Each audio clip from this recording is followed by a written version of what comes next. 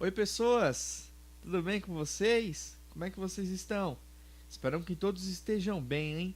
E caso você não esteja bem, sua semana não esteja bem, creia em nome de Jesus que você viverá uma virada na sua vida. Sua vitória está chegando, em nome de Jesus, hein? Creia. É isso aí, queridos. Hoje eu tenho uma palavra abençoadíssima aqui para vocês, hein? Nossa, palavra tremenda, uma história muito bonita. E a palavra é para você que tem uma dívida enorme com o banco e você não consegue quitar de jeito nenhum. Você que recebeu a notícia do médico que você tem uma doença grave, incurável, uma doença terminal talvez. Você que tem problema no seu casamento. Você que tem problema com seus filhos. Ou para você jovem que está fazendo uma faculdade e não consegue arranjar emprego de jeito nenhum. As portas de trabalho não se abrem de jeito nenhum para você. Você que está passando uma grande dificuldade, você olha para o lado, você olha para o outro e tudo é cinzas na sua vida, os muros caíram. Hoje essa palavra é para você. O tema da nossa mensagem de hoje é reconstruindo os muros. É uma história muito bonita que fala acerca dos muros de Jerusalém. Está relatado lá no livro de Neemias, capítulo 1 até o capítulo 6, comecinho ali do 7, que fala sobre a reconstrução do muro. Muro este que foi derrubado, na verdade a cidade inteira foi destruída pelo rei da Babilônia, Nabucodonosor. E a cidade esta foi entregue pelas mãos de Deus. Deus entregou a cidade à destruição, porque na cidade havia muito pecado. A galera estava totalmente fora dos padrões de Deus, viraram as costas para Deus e Deus entregou a mão lá pro rei Nabucodonosor, rei da Babilônia. O rei botou tudo abaixo, destruiu toda a cidade, queimou tudo. E além disso levou algumas pessoas daquele povo para ser escravizado lá na Babilônia. E a história é o seguinte: Neemias ele tá no palácio dele. Neemias era copeiro do rei. E ele estava na cidade de Suzã. Ele servia ao rei Artaxerxes. E ele era copeiro desse rei. E ele estava lá e de repente seu irmão chegou, junto com alguns amigos da cidade. E ele perguntou: e aí, como é que tá a cidade? E as pessoas que foram levadas para o cativeiro, como é que estão? E os seus amigos, os seus irmãos não trouxeram boas notícias. Falou: olha, a cidade está completamente destruída, os muros foram derrubados, as portas todas queimadas.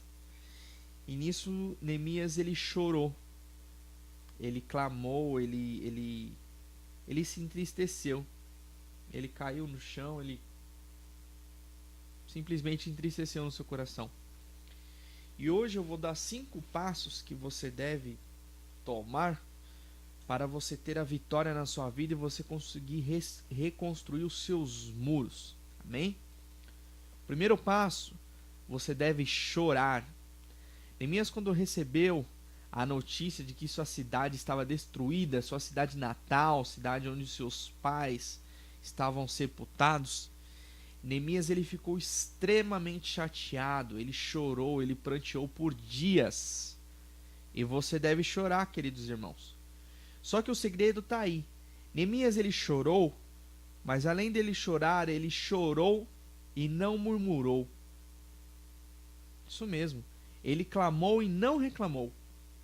Eu sempre falo isso. Chore, mas não murmure. Clame, mas não reclame. E Neemias ele chorou, só que além disso ele chorou, ele jejuou e ele orou a Deus. Então o primeiro passo que você deve tomar: chore. Não tenha vergonha. Não pense que chorar é errado. Chore, põe tudo para fora. Põe essa tristeza para fora. Confesse a Deus.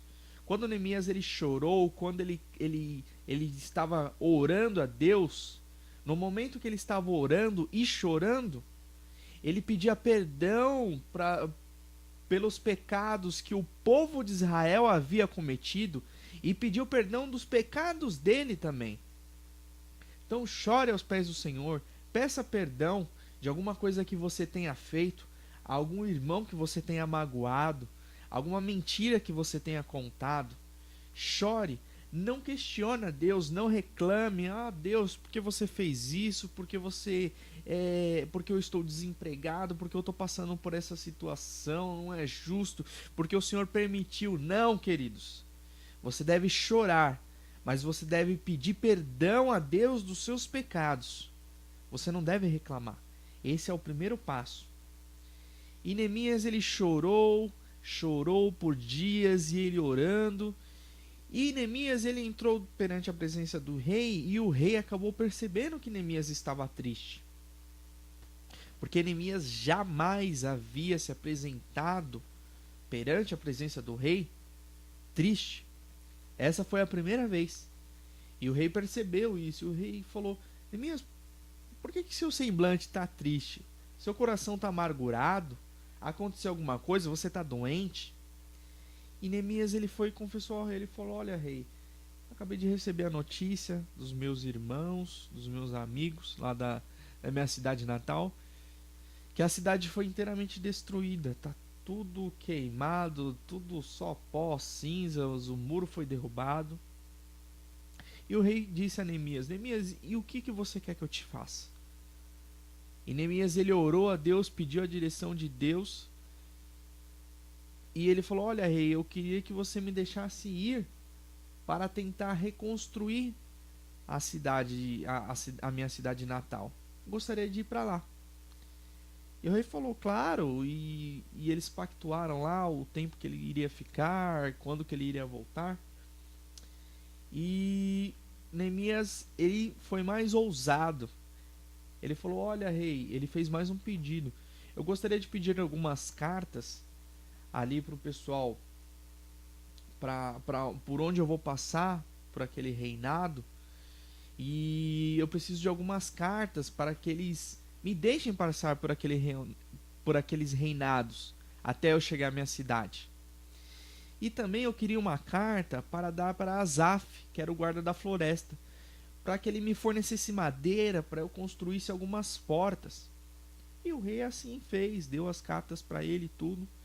E ele colocou em seu coração, e ele determinou que ele seria bem sucedido.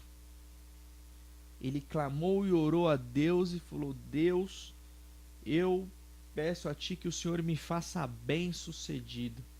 Então declare aí agora, declare a Deus que você será bem sucedido e você será vitorioso em nome de Jesus. Segundo passo, você deve tomar um passo de fé. Neemias, quando ele pegou as cartas, ele passou pelos reinados, e por esse reinado que ele passou, ele estava sendo escoltado pelos soldados, conseguiu a madeira, e ele chegou em Jerusalém, e ele ficou ali durante uns 3 dias só, andando pela cidade, vendo os estragos, e planejando já como é que ele ia fazer.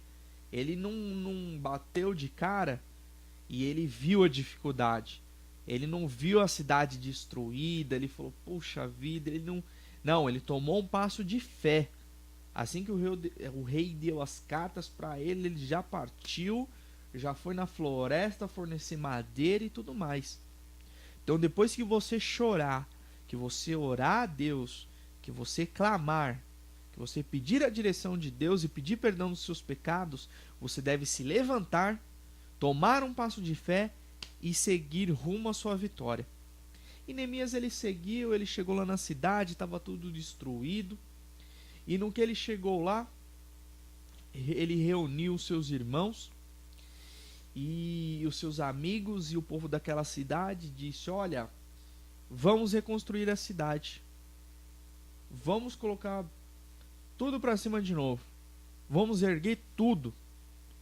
E ele começou a contar as maravilhas que Deus havia feito através da vida dele, através da vida do rei. E aquele povo se animou com as notícias. E eles tomaram um passo de fé e eles disseram: sim, vamos reconstruir. E foram. Segundo passo, você tem que tomar um passo de fé. Primeiro passo, você deve chorar. Terceiro passo, seja determinado. Você tem que tomar um passo de fé e você tem que determinar. Eu vou conseguir, eu vou conseguir, eu vou conseguir em nome de Jesus. Seja determinado. No momento que Elias começou a construir a cidade, ele determinou e eles começaram a construir e eles começaram a erguer as portas da cidade, os muros, e as aflições viam dia após dia. A história relata Sambalat, isso mesmo, Sambalat e Tobias, que eram os inimigos aí do povo de Israel, queriam destruir a todo custo. E quando eles ficaram sabendo, irmãos, eles foram para cima com tudo. Eles, poxa, como assim? Eles se iraram. Pô, quer dizer que o pessoal está querendo reconstruir a cidade? Quer dizer que o pessoal está querendo se reerguer? E quantas vezes nas nossas vidas, quando a gente chora, a gente clama, e a gente toma um passo de fé, e a gente determina, e vem aquelas pessoas contra. Não, você não vai conseguir. Não, não vai dar certo. Não, o que é isso? E aquelas pessoas que querem o seu mal, viu? Aquelas pessoas que querem te derrubar a todo custo. Levantam fofocas, tentam te intimidar de qualquer jeito. Fala, meu, quem é você para conseguir alguma coisa? Você não vai conseguir nada, você é fraco. Você não vai conseguir nada. E aí a gente vai para o quarto passo. Você não deve dar ouvidos aos seus inimigos e você deve remover todo o entulho que está na sua vida. É isso mesmo. Remova o entulho e não dê ouvidos aos inimigos. Além dos inimigos ali estando na orelha deles e tentando feri-los para tentar impedir a obra, eles zombavam a todo tempo. Nossa, quem são vocês? Vocês vão construir um muro nada. Esse muro vocês vão construir, a gente vai colocar uma raposa em cima deles, o muro vai vir tudo abaixo de tão fraco. Vocês não têm experiência, vocês não sabem. E além disso, na medida que o povo ia fazendo o muro, no decorrer da obra, eles começaram a ficar cansados. Eles conseguiram fazer até a metade do muro. Eles estavam determinados até a metade do muro. Mas a partir daí eles começaram a se cansar. Eles começaram a ficar desanimados. Por quê? Além das afrontas que Sambalat e Tobias estavam fazendo ao povo de Jerusalém, tinha um grande problema: o entulho. Aqueles muros que haviam caído, aqueles tijolos, aqueles pedaços de concreto, aquele entulho do muro que havia caído estava atrapalhando. Estava no caminho ali, o pessoal não conseguia vir com a argamassa, com os tijolos para reconstruir o muro. Estava atrapalhando. E além dos inimigos que você tem na sua vida, você tem os entulhos, que são aquelas coisas passadas na sua vida. São aquelas coisas velhas que vêm, olha, você cometeu um pecado. Olha, você errou ali, você não é capaz. Porque além dos seus inimigos, dentro de você vem aqueles pensamentos, que são os entulhos. Cara, você é um pecador. Satanás vem no seu ouvido falar toda hora: você é um pecador. Você peca nisso, nisso e naquilo. Você contou aquela mentirinha lá. Você traiu o seu marido, você traiu a sua esposa. Você, quando saiu do trabalho, tomou aquela bebidinha lá. Eu sei, você jovem. Você estava andando ali com o pessoalzinho da escola, você deu um tapinha no baseado, que eu sei. E o entulho, aquela coisa velha, aquela coisa destruída, vem para tentar te atrapalhar. E além do mais, não esse entulho só do seu passado, daquilo que você foi, o velho homem, mas muitas vezes o entulho São aqueles amigos que estão do seu lado e tentam e são como uma bola de ferro. Sabe aquelas bolas de ferro presas na perna? Muitas vezes, algumas pessoas que se dizem os seus amigos, que se dizem seus companheiros, estão sendo na verdade grandes entulhos e atrapalhando você de você conseguir conquistar a sua bênção e reconstruir o seu muro. Aquelas pessoas que se dizem seus companheiros. Sabe aquele amigão do seu trabalho? Você que é casado, aquele amigão que fala, pô, depois do trabalho vamos tomar uma. Vamos tomar aquela uma no bar. E você sabe que não só para naquela uma. Ele fala, poxa vida, meu, olha aquela mulherona, cara. Aquela secretária nova, ó. Meu, que maravilha. E o cara é um safado sem vergonha, um entulho na sua vida.